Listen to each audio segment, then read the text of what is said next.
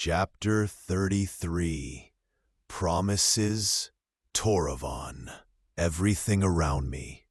The nobleman talking to me, the crowd surrounding me, the faint smoke of the sputtering oil sconce nearby fades.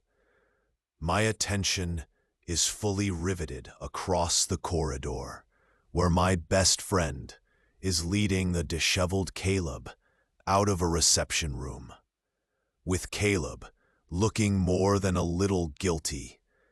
And Valterre steps stutter when he sees me.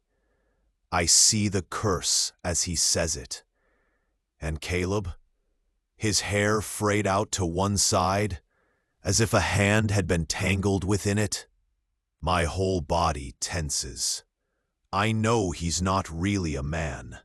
I know Valterre knows that, and that he doesn't prefer women. But I certainly couldn't tell when I kissed Caleb before. I swallow, opening my clenched hand slowly, trying to ease off the rising anger. I'm in public, and I was hoping to see Caleb. I know, with all of my own pretense of needing to be more among my people, that I was truly hoping to see Caleb. Maybe not talk to him, but to see him. To do what? I don't know. I hardly looked at him during dinner. My gut is still coiled from his betrayal. And still, when Caleb's eyes meet mine and widen, I can't look away. And I'm having the hardest time seeing him as anyone but himself.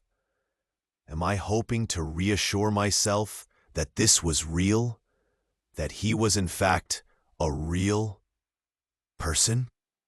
He carried on an animated conversation with my sister for 2 entire hours throughout dinner. I didn't let myself look often, but I listened. His voice is calming, his perspective so unlike the sycophantry in my court. Refreshing. He isn't at all intimidated by talking with my sister, a princess, though it did seem he wasn't too sure of the high table itself. Or me. He's a woman. I know that. I saw her.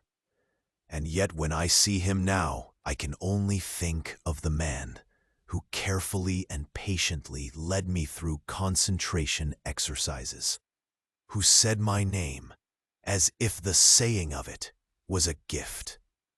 And what by all the gods, was he doing with Valterre? Even if Valterre didn't know Caleb was also a woman, he wouldn't do that to me. I know he wouldn't. Even still, my insides are nodding. It takes conscious effort to press my hands to my sides. Valterre turns back to Caleb, says something close to his ear. Caleb's jaw sets, and he says something in return. Then they part, Caleb striding off toward his own quarters, I assume. I want to go after him. I want to take his arm and make him face me, and just, gods, make me understand why. Yes, he gave me his reasons, but they hardly feel adequate. They hardly feel like anything at all. I trusted him. Valterre's moving toward me now, and he's getting a stubborn set to his jaw. That look about him that says he is not, in fact, going to bow to my whims tonight. I raise my brows at him and jerk my head toward another nearby meeting room. This door still closed. He grins, and it's a rictus smile. He passes me to open the door first, peer inside.